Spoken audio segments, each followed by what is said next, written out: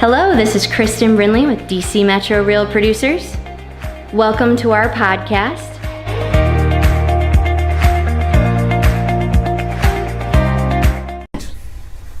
Hello, Real Producers. This is Kristen Brindley, your publisher, and I'm here with the wonderful, fantastic Tom Daley. Thanks for being with us. Thank you. Yep. He was our September cover story. So if you haven't checked it out, check out our September cover, Tom Daley. Yes. And we are here. Tell us about the charter, Tom. Like, we're here at the TTR installation. So what's right behind us is the charter from the National Association of Realtors as a state association. So the District of Columbia is considered a state under the National Association of Realtors. Our original charter was issued 105 years ago. So when you think realtors, we've been slinging houses for as an association a long time. The National Association of Realtors is the largest trade association in North America. We have 1.3 million members. In the District of Columbia, we have about 3,000 realtors, meaning they have the name brand of realtors, which if you're not a realtor, you can't use the name realtor. You're a licensee unless you're a member of our association. In the Greater Capital Area, which is the local association, the Greater Capital Area Association of Realtors, we represent just over 11,000 professional realtors. So that's Montgomery County and Washington, D.C.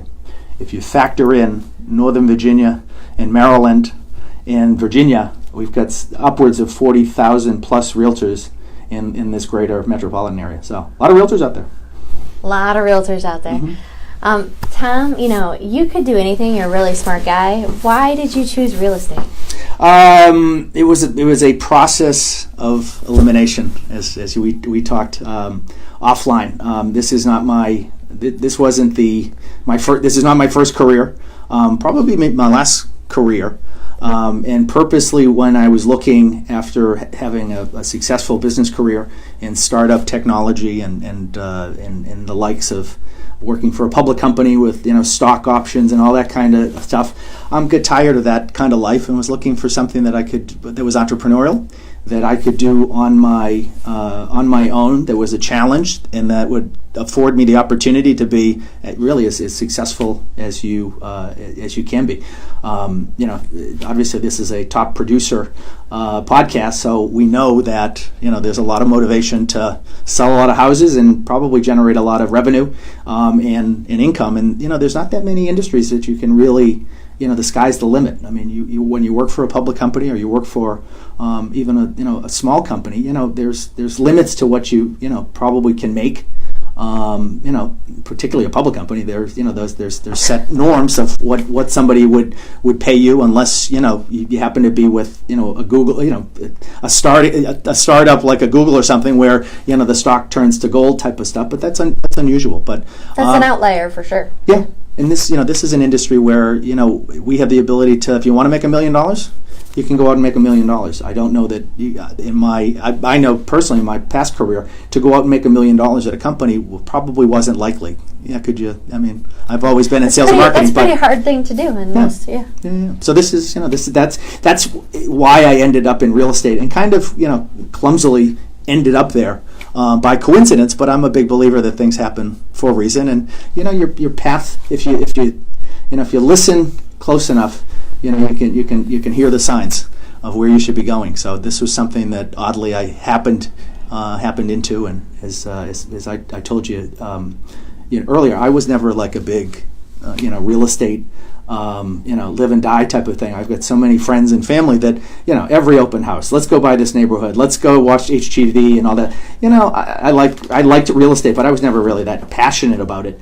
I like the functionality of the industry, and I like what we're doing in the process side of it. So, if you're looking for, if someone's buying or selling a house and they're looking for the realtor that, lives and breathes houses, that's probably not going to be me. But if you are, if I were having heart problems, I'd look for the best heart surgeon. And I think in our industry that being a surgeon is probably as important as loving heart surgery type of thing. So there's a lot that goes into this whole process, as I tell my clients that don't, it's not just as easy as let's go on to Realtor.com, find the house, and go buy it. There's so much more that goes into it, particularly in areas, particularly here where you have 3 different jurisdictions, you've got 3 different contracts, you've got all kinds of different issues depending on what you're buying and where you're buying. So there's a lot to know and a lot to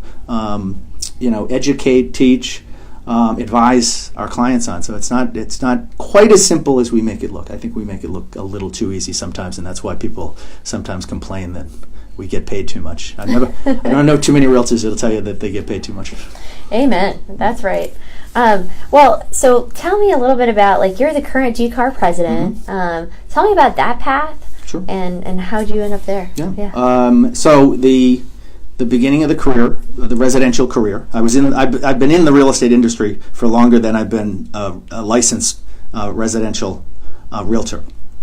I started with a great company that was based out of South Carolina, and we specifically did sales and marketing for very, very high-end real estate developers. In particular, down in Florida, the Caribbean. When I get into the business, my specialty was hotel residences. So hotel/condo residences. That's where we started. But we had this little economic problem in 2005, 6, 7, and then into 8 that happened. And we got to 2008 like a lot of people, and it was one of those things that we weren't putting up high rises with luxury condominiums anymore. So I met with a great friend who owned TTR Sotheby's, met in his pool, and we just tossed around the idea that while I had nothing to do, that I would pick up my residential license. At that point, if for all the realtors that were selling back then. At that time, we thought that this was, a seasonal thing. We'll get through a season, and it'll be all right. The business will come back. Nobody knew that, we were in probably one of the worst economic times ever. So I took the pre-licensing, got the license. Still had too much time on my hands, so I was reading the Washington Post, and there was an ad in there for a master's in real estate at Georgetown University, a brand new program. There were very few of these programs in the United States at that time. Cornell and USC were the 2 preeminent ones. The dean of this particular program happened to be a Cornell graduate. We met for coffee.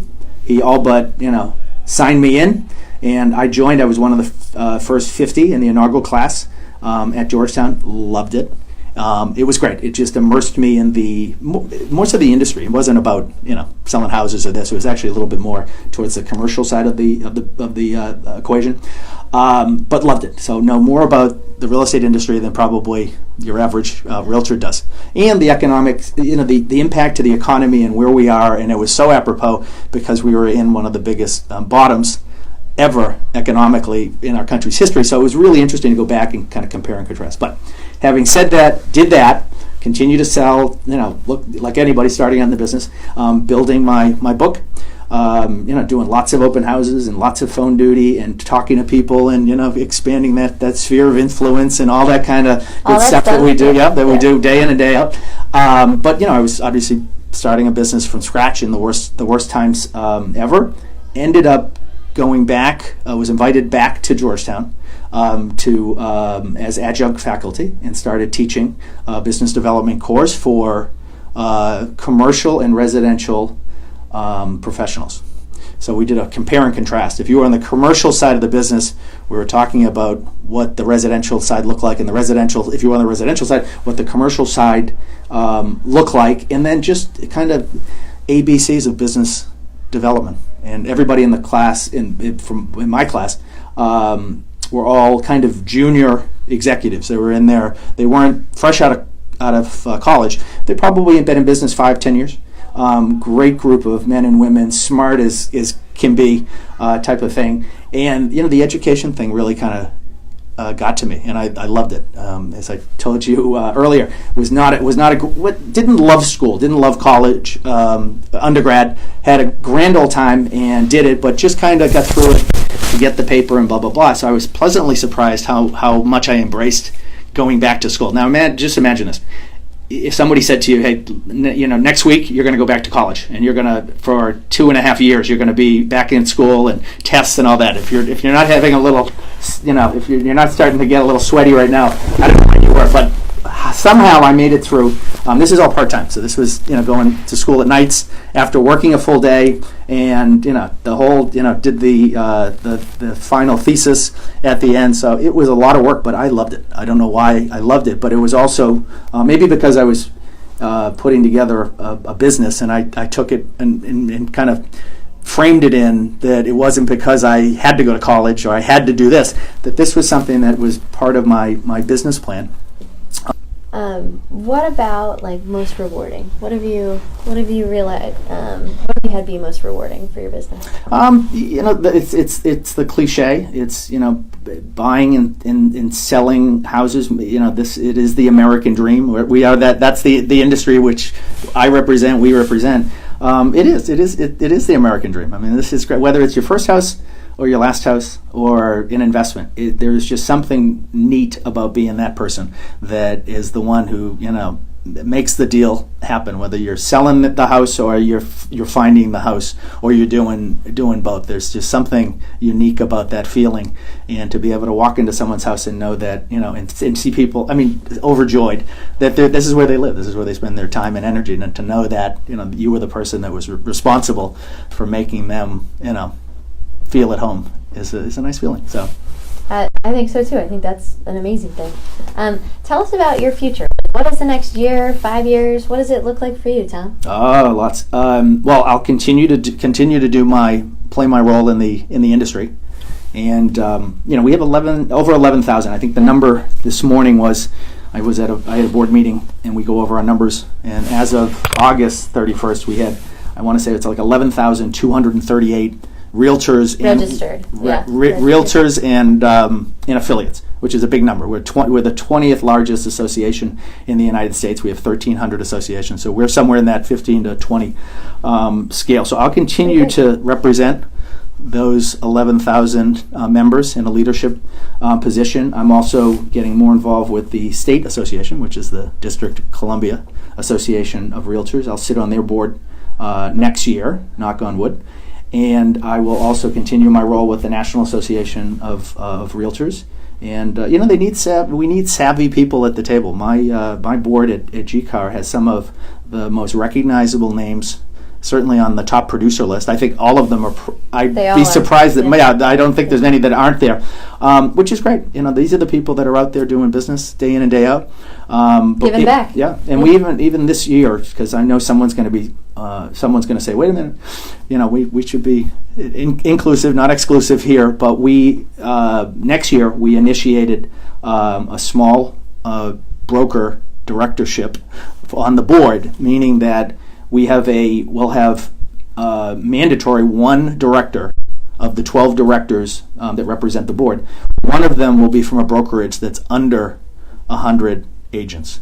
Oh wow! So we want to get we don't want to just be Long and Foster. Yeah. We don't want to just be the big guys and big brokerages. We want to have everybody's voice and diversity, and diversity and all that kind of stuff. So I'll continue to do that. But now that as I slow down and I kind of hang out as the immediate past president, I have time to kind of get back to accelerating my business, and it's just it takes time to do that, and I'll have the time to kind of take all that I've learned and all the secrets that I've stolen and seeing how the wheel is built to take my business to the next level, which I think this time of year we're all talking about it. Okay, you did 10 million last year. What's your number next year? How are you going to get there? So that's really the focus for me, which I'm excited to do. I've loved being in the leadership role for the last 6 years, and I will continue to keep my toe in that water, but I'll be excited to be able to say, well, I'd love to bump that Coley guy off the top list. So watch out, Jamie. Well, let's see here. Define success for us, Tom. What is success for you? You know what? To me, it's really it's a unique perspective of my own. It's not defined by anything, but I think it's just a sense of contentment, to myself that I'm doing. I'm working. I've got my plan, and I'm working my plan, and that I'm content in all aspects of what I'm trying to do. And that doesn't mean I'm sitting around as happy as can be. Life is a challenge, and it's being self-aware to understand that that your life is what you make of it. Time is of the essence, and you can complain or you can do something about it. And it's if I'm not making enough money, then the question for me is then how do you go make more money if that's what I want? If I'm feeling a little fat or want to feel a little bit bigger or want something different to look different on my body, then I'll go handle that and do it. But it's one of those things that's nothing is taken for granted. There's no there's no entitlement there. You got to make it what you got to make it, and life, and it doesn't get any easier. And who knows what's going to happen tomorrow? I mean, who knows? Something could fall off, and you face it. Knock on chair wood again here. Yeah. Happy, healthy, and and somewhat wise. So I mean, and who knows what the challenges will be tomorrow? So I mean, I'm trying to make the best of it. So I think I get a lot of people if they were to describe me. But probably the physically would be the smile. There tends to always be a smile on the face, even good times or bad. You gotta smile, and a little extra wine helps too. And laughter, all of that stuff. Tell us about your family. So I am kind of the black swan. Everybody in the family is in the Massachusetts area, outside of Boston.